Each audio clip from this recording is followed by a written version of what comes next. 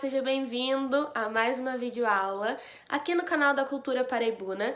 Eu sou a Madulessa, orientadora artística da Fundação Cultural Benedito Siqueira e Silva, monitora do projeto Dança na Comunidade. E na aula de hoje eu vou ajudar a vocês, dando algumas dicas, alguns macetes para conseguir decorar, memorizar uma sequência tanto na sala de aula quanto em coreografias. Primeiro, a gente precisa trabalhar o nosso cérebro, para que ele entenda que a gente precisa memorizar. Então, fazer aqueles exercícios de coordenação motora, por exemplo, ajuda muito que o seu cérebro comece a trabalhar e entender que você precisa decorar a sequência. Eu vou dizer o que a gente não pode fazer, senão a gente nunca vai conseguir decorar a sequência. Primeiro é não copiar o coleguinha. Sabe quando você fica atrás da barra? Que você tem aquela visão periférica que consegue copiar todo mundo ali? Não pode, não copia. Tenta ir lá na frente da barra, na frente de ninguém. Tenta lá se concentrar e fazer exercícios sozinhos, sem olhar pra ninguém, sem copiar ninguém. Tentar tomar a frente mesmo e pensar ali sozinho. Bom, e também depende de cada pessoa, o modo qual funciona pra ela começar a decorar. Tem gente que consegue decorar com estímulo visual, estímulo auditivo. Visual como? Só observando, só marcando, que é o meu caso. Eu prefiro observar primeiro a professora mostrar o exercício para depois tentar fazer. Então, aí é uma dica para você parar e observar, não ficar viajando enquanto a professora está mostrando o exercício. E o estímulo auditivo é quando associam a música, a contagem, que na maioria das vezes na dança a gente começa com 5, 6, 7, 8. 1, 2, 3, 4, 5, 6, 7, 8. Tem gente que ou na contagem ou na música, que às vezes já conhece a música, consegue também colocar o exercício ali. Tem gente que só decora escrevendo, tem gente que só decora repetindo.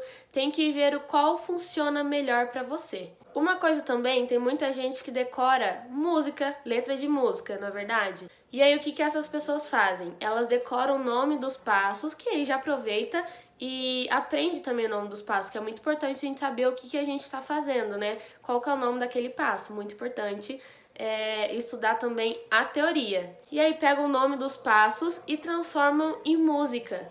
Nossa, e como que faz isso? Vou deixar um exemplo aqui para vocês. Por exemplo, digamos que o professor vai passar o seguinte exercício: 2 tandis na frente, 2 tandis por trás, 1 tandi ao lado, trocando, outro tandi pela direita, trocando, a mesma coisa pela esquerda 2 vezes, trocando. Plié, passe, juntou quinta e acabou. E para começar pelo lado esquerdo, né? Eu faria da seguinte forma, cantando: não dê risada de mim, tô de olho em vocês, hein? Frente, fecha, atrás, fechou, direita, trocou, esquerda, trocou, plié, passé e fechou. Mas é isso, eles pegam o nome do passo, tentam encaixar na música, ali na melodia e acaba dando certo. Costuma funcionar com muita gente, mas cada um tem a sua particularidade, a sua preferência de como vai decorar o exercício. Várias vezes durante a aula eu não conseguia decorar, achava muito difícil, ainda mais aula de intermediário, que é uma aula mais complexa, e eu sempre ficava muito desmotivada. Então eu achei esses macetes de como decorar o exercício. Eu separei alguns aqui pra vocês. Primeira dica, parece bobo, mas é o que eu disse. A gente não pode ficar viajando, pensando em outras coisas, enquanto a professora tá passando o exercício. Porque senão, a gente precisa prestar muita atenção. Porque senão chega na hora de fazer, e aí? Cadê o exercício, né? Não observou, não viu o que era pra fazer nada. Segunda dica que eu disse que funciona comigo, enquanto a professora tá fazendo o exercício, marca com as mãos, fingindo que é o pé, pra ver onde que fecha, marca com os pés. Não faça 100% o exercício, que também acaba atrapalhando o professor, os seus colegas de aula. Mas você decorando, entrando no seu cérebro, depois vai para o seu corpo. O importante é você entender primeiro. Terceira dica, tire as suas dúvidas antes de você começar a fazer o exercício. Depois que o professor falou, você já levanta a mão, pergunta o que você não está entendendo, porque se você deixar passar, fingir que entendeu, chega na hora do exercício e vai fazer errado, não vai valer aquele exercício, você não vai ter tirado proveito da aula. E muitas vezes a gente finge que entendeu, já fiz isso, né, quando eu tava no começo, finge que entendeu, chegava na hora e fazia tudo errado, não tirava proveito do exercício. E a gente precisa também ver qual o momento certo de levantar a mãozinha e perguntar. Se for aquela pessoa que fica perguntando também toda hora, a gente tem que ter uma noçãozinha. Qualquer abertura ali que você consiga perguntar, aproveite a oportunidade, para não acabar atrapalhando ninguém ali na aula e também não atrapalhar o professor. Quarto, entender o ritmo do exercício para colocar na melodia da música. Muitas vezes começa com 5, 6, 7, 8. Mas é legal a gente perceber quanto tempo vai levar para cada passo, para cada sequência, para cada exercício. Quinta dica, pensar em qual perna você vai trabalhar, se vai ser a mesma coisa para os dois lados, direita e esquerda, para onde a cabeça deve olhar. Algumas coisas são regras do balé que não são sequência, que é a técnica, mas a gente precisa ficar bem de olho nisso para te ajudar para o exercício ficar bem limpo, você ter tirado bastante proveito daquele exercício. Sexta dica, muito importante, gente. Enquanto a gente observa o professor fazer o exercício, passar o exercício pra gente, a gente tem que prestar muita atenção onde a perna vai fechar. Por exemplo, em tandi, vai fechar atrás, vai fechar na frente. A gente precisa contar realmente quantos tandis são na frente, quantos tandis são ao lado, atrás. Realmente contar, que isso vai ajudar muito na hora de você decorar. Não sei se ficou muito confuso, eu vou deixar um exemplo aqui. Eu vou pegar o exemplo que fizemos de exercício de tandi.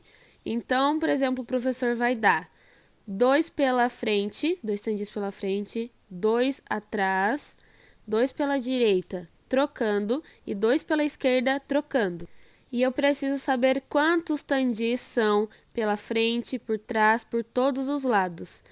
Que são 2 na frente, 2 atrás, 2 pelo lado direito e 2 pelo esquerdo. É preciso decorar a quantidade para não errar o resto do exercício. Eu também preciso observar onde vai fechar o meu pé. Pela direita eu preciso trocar. Se eu não trocar, deixar pela frente, não consigo terminar o exercício. Vou errar tudo. Sétima dica, a lógica dos exercícios. Como eu disse, tem algumas coisas que são técnica, que não é sequência que o professor tirou ali na hora, que é técnica. E a aula tem que ser bem pensada também pelo professor, né? A partir do momento que você entende o que você está fazendo, já pega aquela dica de aprender o nome dos passos, vai ficando mais fácil você decorar e não precisar copiar de ninguém, de nenhum amiguinho. E a oitava dica é você realmente pensar antes de fazer. É observar, é pensar como vai para o seu corpo, que como eu disse, primeiro tem que vir aqui para depois passar para o corpo. Ainda mais coreografia, é preciso você pensar na coreografia para depois conseguir passar para o corpo. Bom, essas foram algumas dicas, alguns macetes que eu costumo usar e tá dando certo. Antes, como eu disse, eu ficava até desmotivada por não conseguir decorar a sequência do professor, mas depois que eu entendi o exercício, depois que eu comecei a contar quantas vezes tinha o tandi, comecei a decorar o nome dos passos, acabou ficando mais fácil. Mas claro, é preciso de muito treino e muita prática para conseguir ficar realmente no seu corpo. A sequência que eu não conseguia decorar na maioria das vezes eram os pequenos saltos.